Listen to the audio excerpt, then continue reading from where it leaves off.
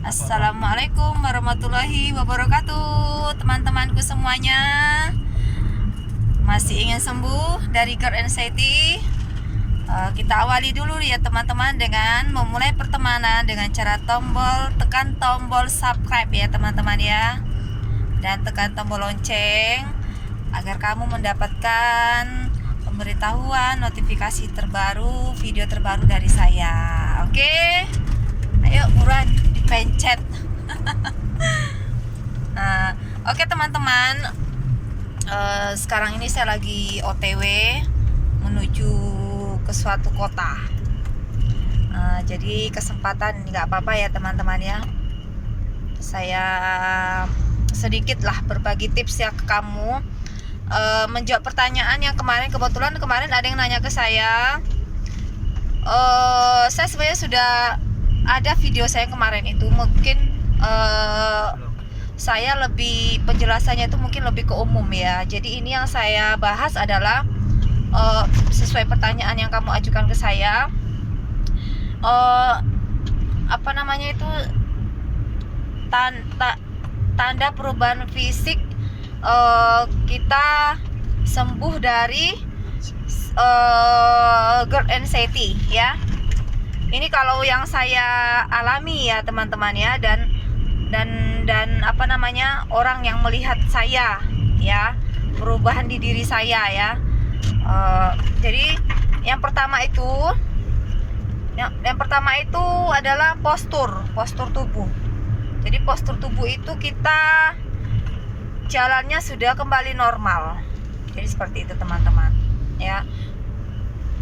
Seperti saya, kayak suami saya ya teman-teman ya, itu pada saat saya sembuh dari GERD anxiety itu teman-teman, itu komentarnya kalau dari segi fisik itu saya ingat ya, dia ngomongnya itu pipi saya sudah mulai tembem.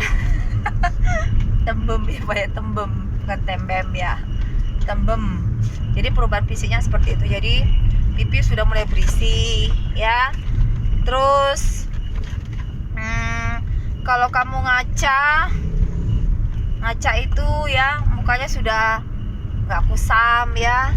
Mungkin ada beberapa orang di antara kamu ya teman-teman ya, menderita GERD anxiety ini mungkin karena pikirannya itu sudah nggak punya motivasi lagi ya. Jadi bawaannya di muka itu kan kelihatan kayak kusam ya, kusam, kelihatan kita ini apa ya,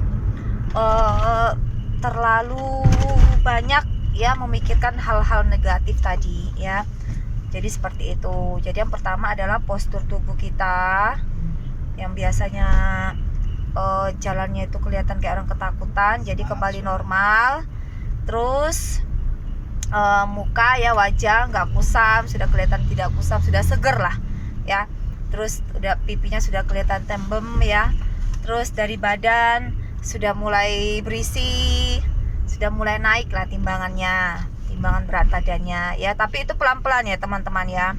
Jadi jangan sampai kamu misalnya, loh saya kok naiknya kok lama ya. Namanya kita kan proses ya teman-teman ya, proses. Jadi sabar.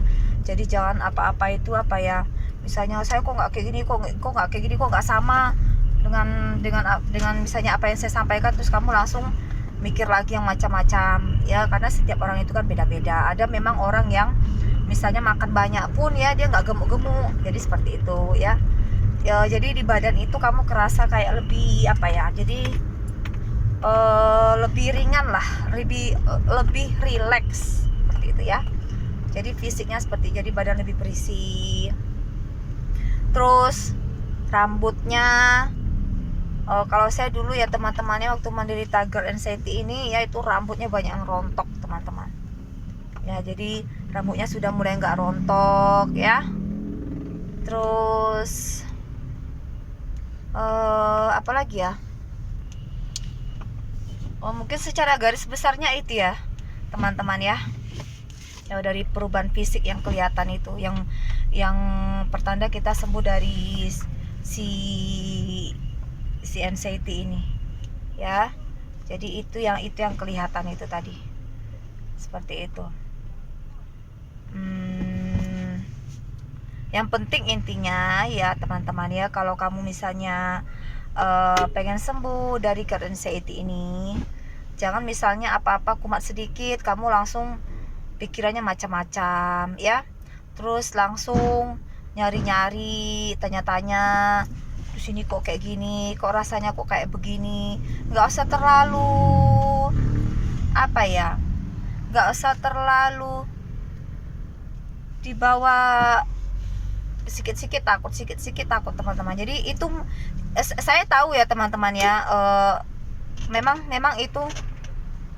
itu ya tidak gampang ya, tapi pelan-pelan soalnya kita kan pengen sembuh ya kan, kamu kan pengen sembuh. Kalau kamu pengen sembuh ya usahanya harus seperti itu. Jadi ya kalau pengen kembali ke normal lagi ya teman-teman ya, jadi hal yang kita lakukan itu memang seperti, jadi pelan-pelan ya.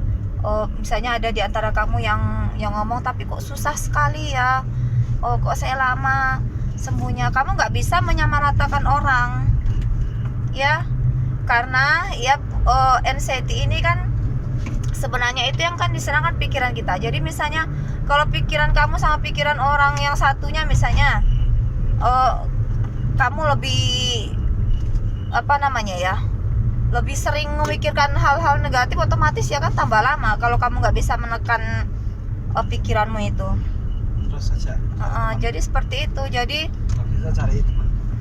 Terus kamu itu sebenarnya juga harus lebih banyak komunikasi ya teman-teman.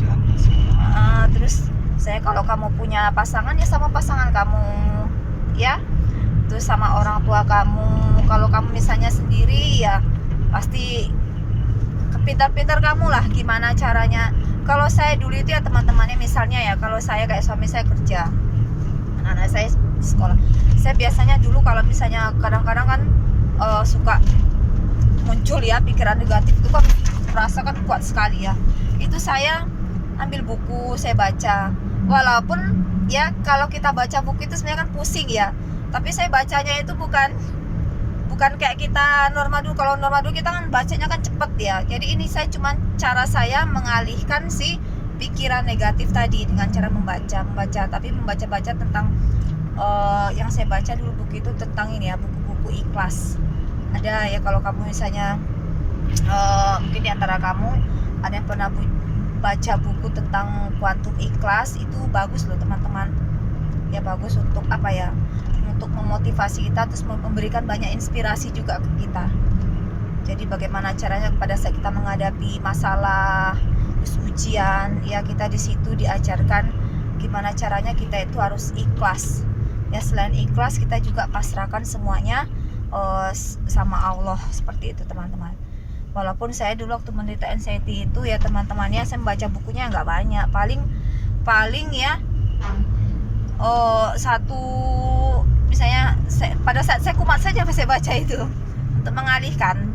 Jadi secara seperti mengalihkan, baca misalnya satu kisah selesai, kisahnya nggak banyak juga, paling cuma satu halaman, itu pun bukunya kan nggak halamannya nggak terlalu lebar, dia cuma sedikit ceritanya itu yang saya baca itu.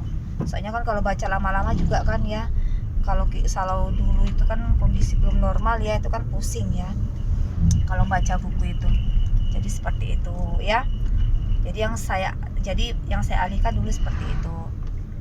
Terus misalnya kamu